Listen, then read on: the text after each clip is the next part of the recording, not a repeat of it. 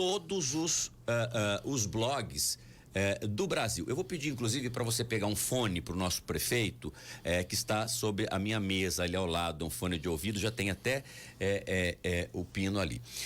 Eu acompanho o professor Vila e tenho acompanhado diariamente. Sabe quantas visualizações totalizaram as visualizações no canal do YouTube, que possui 350 mil inscritos, mas já subiu, tá?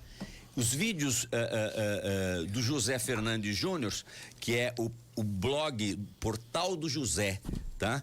Ele tem 56 milhões de visualizações. Os vídeos dele. E, aliás, esse cenário maravilhoso, viu, o José? Ele é graduado em Direito pela Universidade Federal do Rio de Janeiro, tendo cursado mestrado em Ciências Penais na instituição. É pós-graduado em Telejornalismo pela Universidade Estácio de Sá e ex-professor de Direito Constitucional da Escola Superior da Advocacia OAB Rio de Janeiro, Ciência Política e Teoria Geral da Escola Geral do Estado da Universidade de Iguaçu e Universidade Cândido Mendes, Ipanema e Niterói.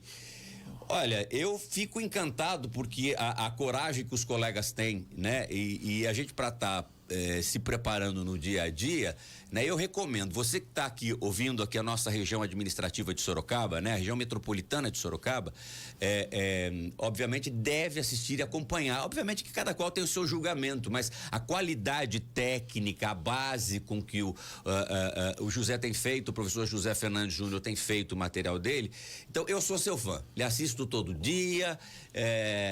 Agora, nós estamos sendo roubados, não estamos sendo roubados. Eu não vou pôr na berlinda o prefeito de Sorocaba. Nós somos uma cidade hoje com 800 mil habitantes, a sede da região metropolitana de Sorocaba. O prefeito elegeu-se presidente desta região metropolitana do Conselho, assume no final do ano. Até lá é a prefeita de Itapetininga, aqui da nossa região. E, portanto, Sorocaba tem sido notícia positiva. A indústria 4.G foi lançada pelo presidente perseguido aqui na cidade de Sorocaba, na semana retrasada. Então, assim, o próprio 5G na área agrícola também, a Facens, que é um centro universitário aqui da cidade, na área de engenharia de ponta também no país, vai desenvolver isso também. Teve aqui a presença de autoridades, enfim, teremos um convênio, inclusive, de vacinas agora de Ribeirão Preto também acontecendo. Sem aqui, dúvida, né, prefeito Manga? Exatamente. Então, o senhor aprende, o senhor que gosta de ter o canal social do senhor é muito forte. O prefeito aqui é uma potência nas redes sociais, trabalha muito bem, é uma pessoa tem feito um governo muito importante, um governo muito próximo à população, e ele tem um partido, o partido dele é de Sorocaba. Então é por aí que as coisas caminham. Eu gostaria que ontem assistimos, né, a prisão do diretor de logística do Ministério da Saúde, mas nós estamos vendo uma situação, né, que me parece que eu vi inclusive o Kennedy Alencar, o material dele, que ele está cozinhando, o presidente da Câmara está cozinhando o galo, né, que também tem hora certa para pôr em votação, senão não passa eventualmente um pedido de impeachment. Mas a gente está um pouco assustado com tudo isso que vem acontecendo, né? A jornalista também do UOL trouxe aí 2 anos de pesquisa e sonoras das rachadinhas que estão muito consolidadas. Qual é o cenário? Nós estamos sendo roubados? O que a gente pode dizer da República, José? Ouçam, portanto, o Portal do José. Olha, em primeiro lugar, estão me escutando direitinho? Perfeito. Tá tudo beleza? Está um pouquinho escuro aí atrás, mas está tudo perfeito. Não, é porque eu tô aqui confinado na garagem da minha casa, então, perfeito. No estúdio. Tá. Por conta da pandemia, minha mulher me despejou, aí eu tive que fazer uma caverna aqui. Mas tá indo. Olha, queria dar um abraço ao prefeito Manga, a você, Kiko, muito obrigado pelo convite, a todas as pessoas do interior de São Paulo, de Sorocaba. Eu sou filho de paulistas, minha família tem raízes aí, família de Itu, enfim. E a tua pergunta, ela é tão difícil de responder quanto uma pergunta simples do tipo, o que é a vida? Você perguntar o que está acontecendo hoje no Brasil, a gente tem que se situar em várias questões, né? Em primeiro lugar, tudo que está acontecendo é fruto da democracia. É o exercício da democracia, e democracia essa que a gente, durante algumas décadas, deixou de exercitar. Então, a gente se assusta muito com instrumentos democráticos que existem na sociedade para a sociedade se defender de determinadas situações. A gente não pode esquecer que, antes da gente tocar no assunto roubo, na questão da vacina, ou outros roubos, nós estamos numa pandemia que matou mais de 530 mil brasileiros até esse momento que a gente está falando. Com certeza o número é muito superior a esse, porque há uma subnotificação, e não é uma subnotificação criminosa, é uma subnotificação por conta da característica da doença. Nós não sabemos quantas pessoas que passaram por uma UTI e que morreram alguns meses depois em consequências da Covid. Às vezes o cara morre do coração, morre de uma doença respiratória, mas aquilo foi causado pela Covid. Nós temos no nosso país mais de 17 milhões de brasileiros que passaram por essa situação. Então, não é crível, não é aceitável que numa democracia essa montanha de mortos não tenham responsáveis, sendo que a gente já viu, isso é qualquer ser humano minimamente antenado, que viu que nós poderíamos ter um número muito abaixo das pessoas que faleceram. Então é natural que se apure responsabilidades e nós todos sabemos das responsabilidades. Estou tendo aqui a satisfação de ter um prefeito aqui na nossa roda de conversa, e o prefeito deve ter enfrentado muitas dificuldades por conta da falta de comando central aqui no nosso país. Eu chego a dizer o seguinte, eu não entendo como é que o Bolsonaro ele perdeu essa oportunidade histórica que ele recebeu. Porque o Bolsonaro, desde o começo, ele poderia ter unido os prefeitos, os governadores, a sociedade, ter usado um auxílio emergencial desde o começo para a população, para a gente ficar tranquilo. Eu também, fora o meu currículo aí bacana que você colocou, que eu tinha me esquecido que eu já fiz tanta coisa na vida, eu sou dono de restaurante no Rio de Janeiro. Eu tive que fechar meu restaurante, eu vendi um terreno para poder pagar 20 indenizações, que foi um troço dramático. Meu restaurante, eu abracei todo mundo, chorei, eu não sabia o que ia fazer com aquelas mercadorias todas, eu não tinha para quem vender, fiz um monte de cestas básicas, todo mundo levou cestas básicas, paguei todos os fornecedores, enfim. Agora meu problema é com o banco, mas com o banco, pelo menos ninguém fica sem dormir lá no Itaú e no Santander por conta da nossa dívida. A gente vai acertar isso mais à frente. Mas eu vivenciei essa situação de uma forma muito intensa, e eu percebia no meu polo de empresários lá na Lapa, aqui no Rio de Janeiro, que muita gente colocava a culpa no prefeito. O prefeito fechou, o governador... E eu dizia para eles, gente, olha só, se o prefeito e o governador deixar esse troço aberto, vocês acham que a população vai para os nossos bares, os nossos restaurantes? Alguém que tem juízo, está sabendo que o vírus mata? Então nós vamos perder. Então a gente tem que ter um outro tipo de atendimento, outro tipo de estratégia. Isso está errado, não adianta vocês quererem abrir tudo. E mais, um empresário com consciência social, ele não pode expor os funcionários ao risco de morte. Uma cozinheira minha, quando tinha um filho doente, ficava 3 dias sem aparecer, porque estava atrás de internação. Isso antes da pandemia. As pessoas que moram longe, que têm dificuldade para se deslocar, não tem com quem deixar um filho, não tem como arrumar um hospital para o pai, para a mãe, para o avô. O funcionário pede, como é que eu ia dormir se uma funcionária minha pegasse Covid e morresse? Então, essas pessoas, elas perderam a noção. Então, o Bolsonaro ele perdeu uma grande oportunidade de sair dessa história como um grande líder da América Latina no enfrentamento, mas ele fez tudo errado. Ele foi fazendo tudo errado e a gente foi ficando nesse bolo todo, com esse tanto de mortes. Gente, o Kiko, só para a gente ter uma noção do que aconteceu, do que poderia ter sido feito, o governo, logo na primeira semana da pandemia, destinou 1 trilhão e 200 bilhões de reais para ser custodiado para os bancos emprestarem para nós, para não quebrar, por exemplo. Pergunta se eu consegui tirar 1 centavo do banco. Não consegui 1 centavo, então a situação foi ficando no estresse absoluto. E se você pegasse essa verba de 1 trilhão e 200 bilhões de reais, é claro que são várias fontes, mas se você fizesse um programa de assistência social, isso daria para 50 milhões de brasileiros a importância de 24 mil reais para cada brasileiro. Dava para dar um auxílio emergencial de R$1.000 durante 2 anos. Porra, todo mundo passaria por essa pandemia, que certamente não iria durar 2 anos, de uma forma muito menos traumática. O presidente ia virar um deus. Mas o que ele fez? Ele fez tudo errado. E o Brasil está com essa montanha de mortes. Eu perdi pessoas na minha família, eu perdi 3 professores, perdi colegas de faculdade, perdi amigos. Enfim, quem é que paga por isso? E aí a gente tem a CPI. E aí a CPI a gente vai vendo essa esquizofrenia. Nós sabemos que há um responsável direto, porque o presidente atuou e atua contra o povo brasileiro o tempo todo, na medida que ele vai fazer atos que ferem. Imagina o prefeito aí de Sorocaba ter que aturar uma motociata com os hospitais lotados. Como é que ele se vira numa situação dessa? Numa aglomeração, ele pedindo, colocando placa na rua, olha, use máscara, botando a prefeitura para fiscalizar os estabelecimentos. O nosso uso, graças a Deus, exemplo no uso de máscara aqui o nosso prefeito. Pois é, não, isso é muito bacana quando a gente vê que a sociedade ela está compreendendo o que está acontecendo. O prefeito deve estar desesperado para conseguir vacinar todo mundo logo, para poder ficar todo mundo na normalidade, para a gente conversar de outras coisas. O cinema está funcionando, o shopping está funcionando. Agora, José, eu vou abrir meu bar. Deixa eu lhe fazer uma pergunta. A gente tem uma visão do Bolsonaro hoje, o presidente, obviamente, que ele é o maior inimigo dele, e concordo com você que ele poderia... eu ouvi uma colega da GNT dizendo o seguinte, que nos Estados Unidos o presidente não tinha tanta possibilidade de fazer isso ou aquilo. Ela falou, mas ele tem o poder do púlpito, ou seja, ele lidera, ele agrega. Porque ele só fica falando com... Cada hora ele arruma um inimigo, né?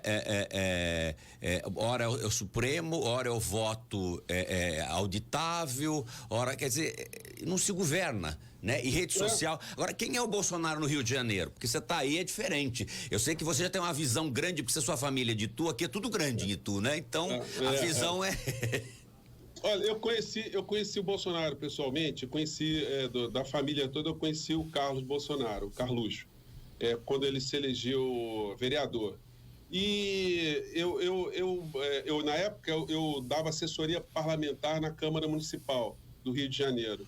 E o Carluxo, que eu conheci, era um rapaz extremamente delicado, era um rapaz super tímido, porque ele se elegeu vereador, eu acho que ele foi o vereador mais jovem do Brasil. Ele, com 17, ele teve que ter uma autorização especial para tomar posse com 18. Exatamente. E a própria eleição dele já foi fruto de uma cisânia familiar do Bolsonaro, porque ele tinha colocado a mulher dele, a ex-mulher dele, para ser vereadora, a ex-mulher teve um problema com ele, se separaram, e ele não quis mais que a mulher continuasse na vereança. Então pegou o filho e pumba, e colocou ali para derrubar a mulher. E conseguiu fazer isso. E o Carlos Bolsonaro, olha que coisa incrível, quando ele começou a carreira dele, ele se alinhava dentro da Câmara Municipal com as pessoas de mais caráter dentro da Câmara. Os caras que não se envolviam em nenhum tipo de patifaria, ele se aliava com a esquerda. Ele estava sempre se aconselhando ali com o pessoal da esquerda. E ele era um cara bem visto. Eu me assustei depois que eu vi o Carluxo, depois de tanto tempo, na posse do Bolsonaro, ele com uma arma, pendurado ali na traseira do carro presidencial. Falei, cara, que figura virou aquele rapaz. E depois eu fui vendo a influência que ele tem no governo Bolsonaro e as coisas que ele é capaz de fazer. Inclusive ontem, por conta desse conflito todo, com a prisão lá do cidadão lá na CPI, logo em seguida o Exército, a Marinha Aeronáutica publicaram uma nota. E eu falei, essa nota é do Carluxo. Isso aí não é nota de comandante militar que conhece a Constituição, que tem que respeitar a democracia. Que nota foi essa, Kiko? Os caras Você acha que tem a influência dele chega até nesse nível? Porque no Twitter do presidente, seguramente ele escreve. É nítida a presença do Carluxo no Twitter do pai. Porque, olha só, a nota foi comandada ali pelo Braga Neto, certamente, mas aí você lê a nota, o português que é utilizado ali, ele usa a expressão, a narrativa. Porra, tá de sacanagem. Aí no final, ele assim, as suas armadas não permitirão que... Não permitirão o quê, cara pálida? Vão fazer o quê? Vocês vão fazer o quê? Vão prender a gente? Vão fechar aí a Rádio Jovem Pan? Vão prender o prefeito? Vão prender os vereadores, os deputados, os senadores. Aí 5, vai fechar. Os magistrados. Estão ameaçando que esses caras, eles esqueceram que eles têm que respeitar um troço chamado Constituição. As Forças Armadas são instituições permanentes a serviço do povo, mas não é do povo do Bolsonaro, é do povo brasileiro.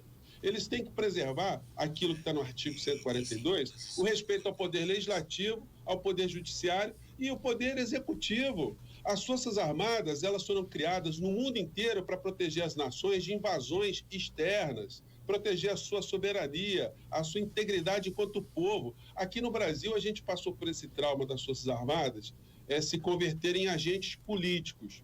E não é porque o cara usa uma farda que ele fica mais honesto ou mais ou menos honesto que alguém. O militar, ele não é melhor do que eu, não é melhor do que você, não é melhor do que o prefeito. Eles são servidores públicos, só que são servidores públicos de farda. Então, eles devem respeito à sociedade, porque nós pagamos o salário desses servidores, desses altos servidores públicos, para cuidar da nossa soberania, não para ficar se metendo em política e fazendo notinha de centro acadêmico. Agora, narrativa, ameaçando a narrativa sociedade. É conversa política, né? Isso é conversa legislativa, né? Essa coisa de você falar de narrativa, né? Esse é o tipo de o tipo de estrutura linguagem que você nem é para vestibular, não é para Kiko, não é para o exército. O prefeito é político, ele sabe que o governante, o prefeito, eu tenho certeza, quando chove muito em Sorocaba, quando tem um problema, ele fica sem dormir. Não, ele não fica. Deixa eu te falar, José, ele não fica. No dia mais frio do ano, ele preparou toda a equipe, que já estava preparada, ele foi para a rua, tirar morador de rua. Ele é hoje o presidente da frente, vice-presidente para o assunto ligado à prevenção de drogas, na Frente Nacional de Prefeitos. O prefeito Manga tem trabalho muito bem feito nessa área. Então, se pega fogo numa casa, ele vai à noite. É diferente. E não briga, viu? Se eu falo mal de um vereador que ele até não gosta muito, ele fica quieto. Eu falo, não fale. Ele fica quieto. Kiko, ele olha é sereno. Só, na democracia, o prefeito está sujeito a críticas. E ele, como homem consciente, ele vai botar a cabeça no travesseiro e falar assim, pô, essa eu errei. Eu dei bobeira. Isso aqui eu podia ter feito diferente. Eu podia ter conversado com fulano, eu podia ter... Mas isso vai quando não tem, viu, José? Aliás, vale até uma entrevista. O prefeito Manga, ele tem uma figura. Se você tiver um problema no centro de saúde, alguém fizer uma live porque não tem vaga, ou porque está com problema de Covid e não vai ser com atendimento, ele não foge, ele vai lá na frente. Uhum. Ele vai lá na frente. Então, é diferente, então, é muito diferente. Então o prefeito sabe que a Constituição Federal, ela garante aos representantes do povo, os que estão no poder legislativo, o direito de emitirem opiniões, palavras e votos. O senador Omar Aziz é um senador da República. Ele está comandando uma comissão parlamentar de inquérito para apurar crimes e responsabilidades por essa montanha de caixões do nosso país. Ele, quando emitiu uma opinião dele, ele não quis quebrar a hierarquia das Forças Armadas, não quis quebrar a disciplina, não insuflou ninguém a quebrar instituições, a tacar fogo em quartel, a fazer cisanas dentro das Forças Armadas. Não foi nada disso. O que ele falou que todo mundo sabe. A banda ruim. Ele falou a banda ruim. A banda podre. A banda podre do Exército. Porque aquele negócio que eu falei no começo, não é porque a pessoa vira militar em qualquer força do mundo que ele vira um ser humano, um homem superior a outros. Se a gente sair do Brasil e for para o Chile, por exemplo, o mais alto militar que eles tiveram lá durante 2 décadas, o general Pinochet, era um assassino, um corrupto, um ladrão, que terminou o governo dele lá com montanhas de dinheiro em paraísos fiscais para ele e para a família dele, e era militar. Então, se a gente for para o ladinho aqui, para o Paraguai, o Alfredo Stroessner era militar, era corrupto, há indicações que ele era pedófilo também. Tinha os piores predicados. Então, a farda... Mas o nosso regime militar também foi primoroso em corrupção. É que não podíamos falar, mesmo os nossos. Então, assim, tem gente boa no jornalismo, no Exército. Agora, eu queria lhe perguntar uma coisa. Eu quero lhe convidar para um outro dia para a gente falar até mais tempo, mas eu queria dizer o seguinte: aonde você encontra a terceira via? Bolsonaro vai sangrando, porque eu acredito que o impeachment só se acontecer algo muito mais avançado. Mas eu sinto que o Centrão vai com ele, né, já está afastando, né? O Kassab já está mais com... né? Agora, trocar o Lula pelo Bolsonaro não é o mesmo do mesmo?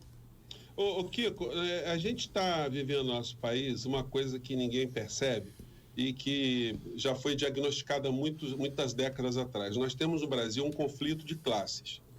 O governo Bolsonaro, ele representa, ele cuida dos interesses de uma classe social que não somos nós aqui que estamos conversando. Então, quem detém e quem está ganhando muito dinheiro, mesmo com a pandemia, Banco. não quer que Bolsonaro saia. Os financiadores dos parlamentares no Congresso Nacional, eles não querem que Bolsonaro saia. Por quê? Porque enquanto nós estamos morrendo, estamos sendo internados, eles estão fatiando e vendendo a Eletrobras, o nosso parque hidrelétrico, estão vendendo os gasodutos a BR. que passam por São Paulo, estão vendendo a BR distribuidora, estão fatiando a Petrobras. De 17 por 30, que vale 36. Exatamente. Na bacia das almas, quando o dólar está lá em cima e o real está lá embaixo. O negócio está rodando. Então é o seguinte, não existe, enquanto interesse de classe, que o Bolsonaro seja retirado agora, porque isso atrapalharia toda a entrega que o Brasil está passando, a supressão de direitos previdenciários. Kiko, tinha um funcionário meu com 55 anos, que quando eu tive que fechar a empresa agora, esse cara não vai arrumar trabalho em lugar nenhum e não vai se aposentar. Ele vai ter que lutar para chegar até os 65 anos. É uma pessoa pobre.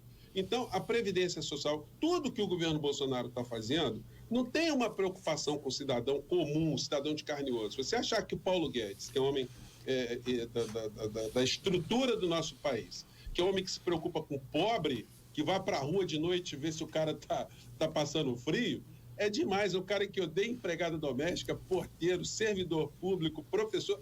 Então, enfim, aí você pergunta da terceira via. Ainda muita coisa vai rolar no nosso país. Há o interesse de classe que Bolsonaro seja mantido até 2022 e o Lula já não mete medo em ninguém. O Lula já foi testado e aprovado, inclusive pelo sistema financeiro. Uma terceira via seria muito interessante para o Brasil, desde que o Bolsonaro não estivesse nessa eleição em 2022. Por quê? Porque o Bolsonaro estando nas eleições, ele funciona como o principal oponente do Lula. O Lula precisa de um Bolsonaro no segundo turno. E o Bolsonaro precisa de um Lula no segundo turno. E nós que estamos no meio aqui, a gente fica assim, e agora? Como é que fica e agora, José? E agora, José? Então agora? É o seguinte, numa democracia com esse crime que está acontecendo contra o povo brasileiro, o Bolsonaro já era para ele ter sofrido de impeachment e ele está respondendo criminalmente por essa situação que nós chamamos de genocídio. E aí a gente poderia ter uma eleição em 2022, não discutindo civilização versus barbárie, mas discutindo projetos. Um candidato do Tucano contra o Ciro Gomes, ou o Ciro Gomes contra o Lula, ou o Lula contra o Mandetta, ou contra o Dória, ou contra o Leite lá do Rio Grande do Sul. Enfim, a gente estaria discutindo dentro do campo civilizatório e não discutindo terra plana, discutindo que é contra a ciência, discutindo contra a quebra de valores institucionais, discutindo a preocupação com milícia, com nepotismo. Esse negócio da vida do Bolsonaro, você perguntou no começo, Bolsonaro colocou 102 parentes das mulheres, das ex-mulheres. As ex-mulheres enriqueceram na política, eram todas mulheres humildes. Teve uma mulher que teve 14 imóveis durante o casamento com o Bolsonaro. Segunda. O Bolsonaro é um homem rico, é que as pessoas não sabem. O Bolsonaro, ele começou na vida militar. Eu tenho até um livro aqui da vida dele. O Bolsonaro começou a vida com o Chevette, cara. Isso aqui está nesse livro aqui, o Cadete e o Capitão. O Cadete e o Capitão.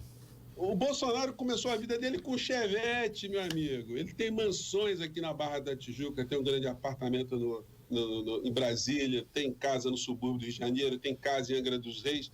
Como é que você sustenta 5 casas, meu amigo? Eu mal estou conseguindo sustentar uma.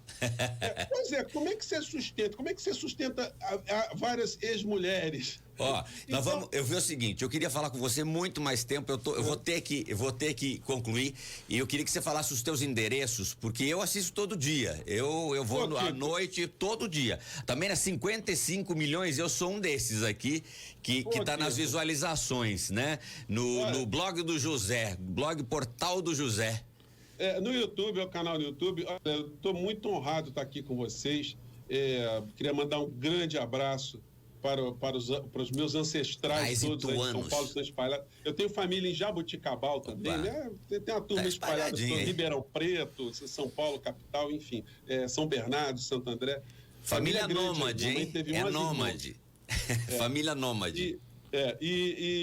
Enfim, eu muito feliz de estar aqui com vocês, estar trocando ideia. Eu, quando criei o Portal do José, olha só a situação, eu era dono de bar e dava aula em 2 faculdades. Então, para emitir conceito político era um negócio complicado, porque tinha gente que parava de ir no meu bar. E a faculdade ficava assim, pô, professor, não pode fazer isso, eu trabalhar para outras instituições também. E comecei com 10 inscritos no Portal do José. Em 2 anos, quando a gente tem 358 mil pessoas inscritas, é muita gente. Muita isso aí gente. Me dá assim, um sentimento de muita responsabilidade. Porque a gente... É um canal, né? É um canal, é uma TV. Você, como comunicador, você sabe disso. Você vai encontrar com a pessoa lá na frente, a pessoa fala assim, pô, Kiko, você falou uma vez uma coisa que mudou minha vida. Aí você nem sabe que aquilo que você falou mudou a vida da pessoa. Não é? Então, a gente tem muita responsabilidade nas coisas que a gente fala. E quanto mais a gente puder falar essas coisas que a gente pode falar aqui no nosso papo de hoje, para que outras pessoas pensem aquilo que você falou na abertura do programa. Mas eu adorei que você falou, viu? O Lula precisa do Bolsonaro e o Bolsonaro precisa do Lula. Então os tolos ficam aí defendendo um ou outro sem ver erros em ambos. Alguns são de esquerda, mas não necessariamente queriam na esquerda o Lula representante. Outros querem a direita, mas não necessariamente representada pelo Bolsonaro. Olha, foi um grandíssimo prazer. Nós faremos contato de novo. A Lana fez contato, foi muito bom. E hoje à noite nós estamos assistindo o canal do José no YouTube. Agora às 10 horas da manhã, para quem não conhece, Portal do José, fácil. Portal do José. Eu estou colocando um vídeo 10 horas da manhã e eu sempre, meia hora antes, abro um chat para a gente trocar ideias. Legal. Com as pessoas que seguem o nosso portal. E eu vou falar dessa nota dos militares chamando a atenção, aí não na condição de professor de direito constitucional, mas na condição de cidadão. Claro. Como dizia a vovó, que pé é essa? O que esses caras estão pensando que são, cara? Não é Eles fácil, ficaram malucos, ficaram ameaçando a sociedade, piraram o cabeção, como a gente diz aqui no Rio de Janeiro, não é? Então, obrigado, viu? Obrigado você, José. Um grande abraço. Boa sorte aí, prefeito. Obrigado. Boa administração aí. Obrigado. Tchau. Obrigado. Muito bem. Nós falamos com o José Fernandes Júnior do portal Blog do José, Portal do José. Nós vamos tomar um café rápido.